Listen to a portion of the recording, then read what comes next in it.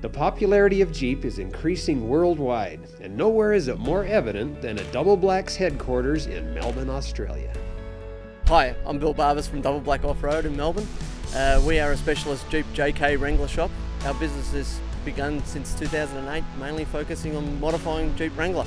With the advent of the four-door Wrangler, Jeep's footprint has increased every year. I'm actually not a mad, passionate Jeep fan. I only got into Jeeping since the advent of the JK. Before that, I had a patrol like pretty much every other Australian. I was involved a lot with Suzuki's. But the JK, once it was released, presented something that was really unique to us. It was a four-door convertible.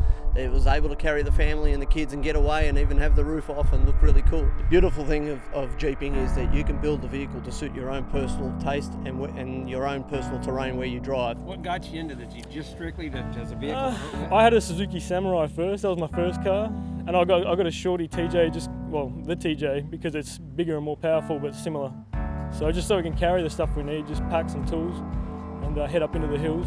And the Jeeps are good because you can do whatever you want to them. There's a million parts for them. So like you guys, TeraFlex, a lot of good gear for them. Ooh. Most women look for tall, dark and handsome. For me, I look for someone who can drive a manual, go up a ramp, lift heavy things. It's so hot.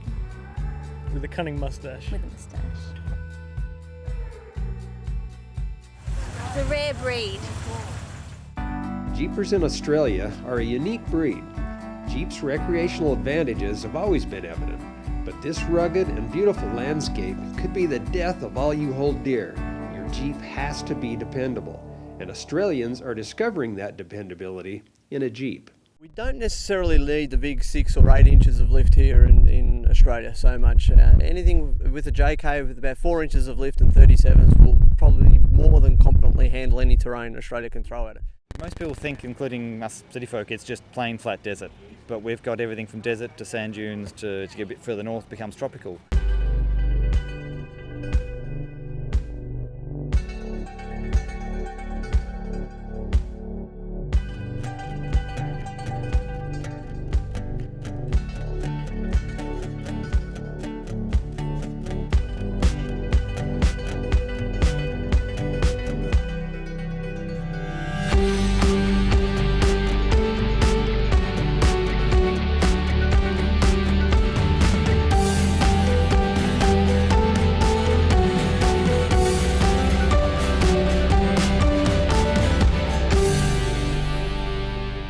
Access to really hilly, steepy, rocky terrain, to deep river crossings, to beaches across the border in South Australia.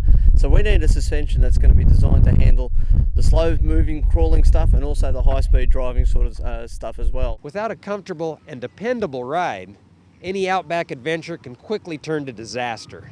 Most Jeep builds wind up being a compromise, and over-accessorizing can be counterproductive. And that's not just because of Australia's regulations against modified vehicles. Each addition needs to be beneficial as well as practical. How much lift do you have on it? What kind of tires? On this one, it's got 3.5 inch lift, long wheelbase. Need that ramp over angle to get over rocks and trees when they fall over.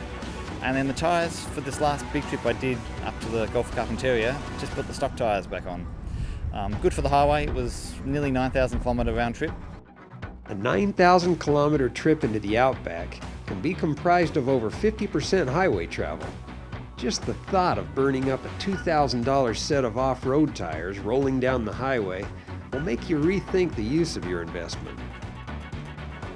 If I shred these up, it's a cheap replacement. What about the temperature surrounding your engine? The engine was getting pretty hot, so I put that on, and now it's dropped about 30 degrees Celsius, so it's made a big deal. That's one of the better things I've done recently. What is it about headlights and the unseen creatures of the night?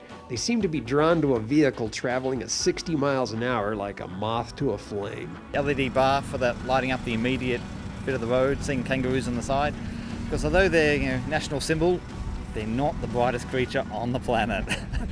They will see anything coming, and that's the time they want to cross the road. In Australia, it's not just a question of pimping your ride. Functionality trumps fashion every time. Especially with this sort of terrain where you're travelling for hundreds and sometimes thousands of kilometres without seeing anybody, you need to be able to kit up a vehicle so it's totally self-sufficient. So whether it's dual batteries, long-range fuel tanks, water tanks. We can do that at Double Black to make sure that your outback experience is a special one. I jumped in with no sand experience Nick in his brand new JK. Just go off them straight. Don't go sideways off it, whatever you do. What do you think? I don't know. You got this? Just go straight.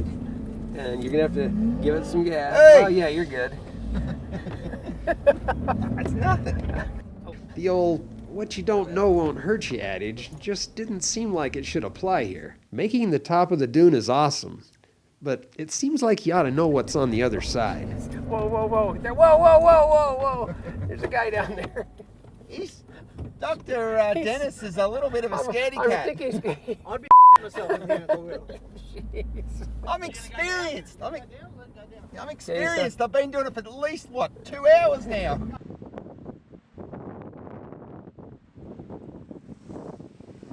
A lot of us never really get to plow through sand like the boys in Australia.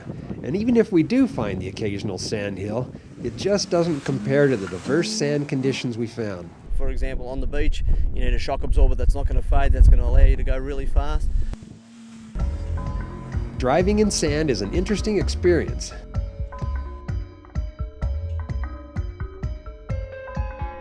Just when you think you have it figured out, it changes. But also in the rocky, hilly stuff of the high country, you need something that isn't going to be so stiff, that's going to bounce you off the obstacle. You want to be able to climb over the obstacle and drive to the top. You want a suspension that can tackle both worlds. When Double Black took us to an oceanside village in southern Australia called Rogue, we experienced an area that proved to be a natural testing ground for shocks, suspension, tires, and drivers. You can flat burn some fuel playing in sand. Endless open bowls just beg to be rallied.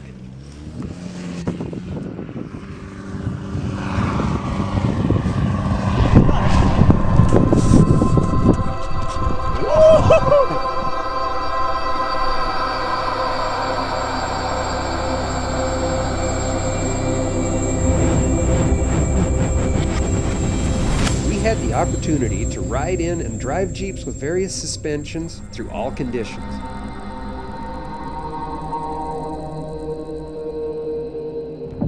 Each suspension system has its own characteristics.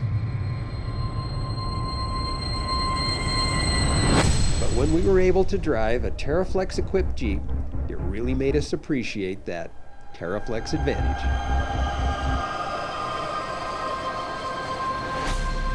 There's just something about throwing sand in a hard turn, launching off the top of a dune, or going for that big air shot. Holy Joe, please. Staying on the gas on a landing is beneficial. Who let Joe drive anyway?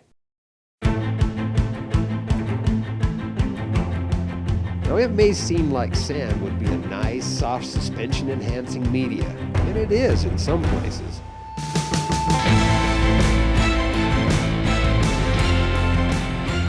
When you play hard in the sand and hit the beach at speed, every ripple, rock, washout, and rock can be a teeth-jarring wake-up call.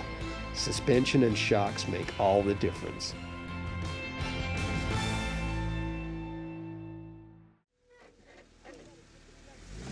Sand hills need to be attacked with commitment and speed.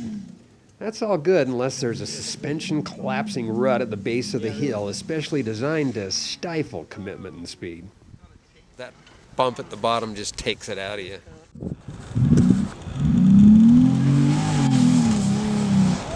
Interesting line. That's probably not good.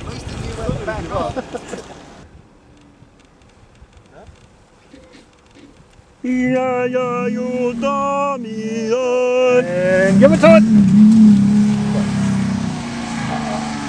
Oh, I thought that was promising there for a sec. The problem's the f***ing run-up. That's what the problem is. But there is none. You've got to get airborne through the bottom section to get up the top section. Find out how strong these 60s are. We haven't finished chewing that hill out yet. You give up easily? What he's doing is he's ensuring that no one who follows him will have any chance. That dip is just killing the power. Oh yeah.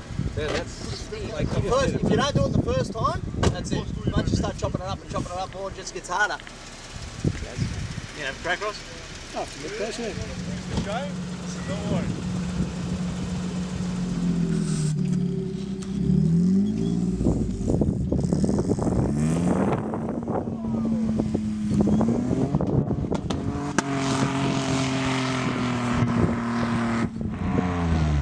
No good. Epic fail. Oh, epic. Epic fail.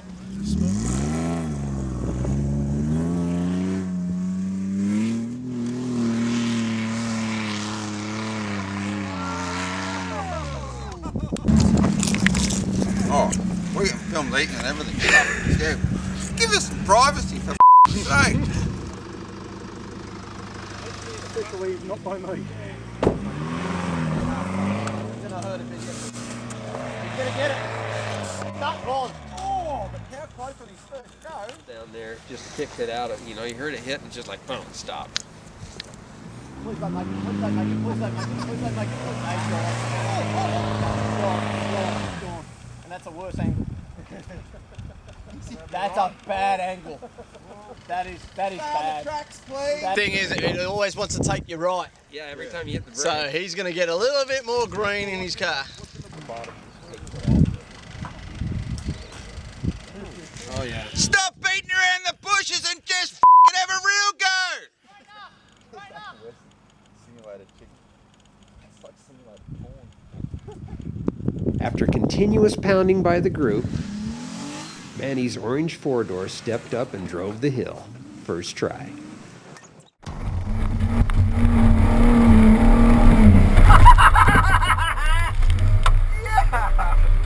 The difference seemed to be that the dip at the bottom was reduced to a non-event. He was able to maintain his speed, but the debate raged. Was it his line, his bead locks, his tires, or maybe his vehicle weight? His driving ability seemed to have been ruled out by his peer group. Personally, I attributed his success to his complete TeraFlex suspension, including speed bumps and Fox shocks. That's just me. We've actually found a real particular niche with the TeraFlex product, in particular out here in these sort of high-speed corrugated roads where the speed bump kits really come into their own. It allows you to travel so much faster on a corrugated road without even realising that you're on the bump stops. So the difference is that you end up travelling 30-40 kilometres faster than the person behind you and you don't realise why, but it's just the speed bump is fantastic. It's like giant pillows that you're riding on and really makes a difference. So that is our favourite TeraFlex product here at Double Black Off-Road. Attempting to throw sand while in two-wheel drive can lead to a humbling experience.